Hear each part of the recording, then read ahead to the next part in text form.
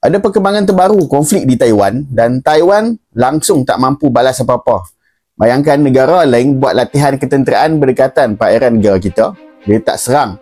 Tapi latihan tu betul-betul simulasi macam mana nak lumpuhkan Malaysia.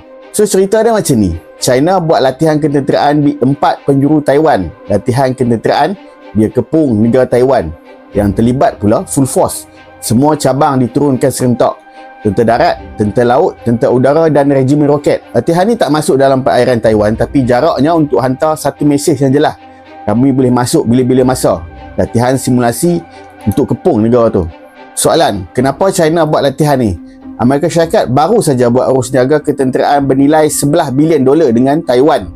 Urus niaga itu melibatkan peralatan ketenteraan, air defense, radar dan lain-lain.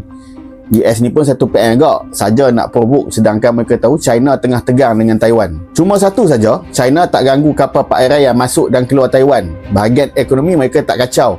Ni sekadar amaran kepada Taiwan. Ni juga mesej kepada US, bukan latihan kosong. Ni amaran terbuka. Jangan kacau konflik kami dengan Taiwan.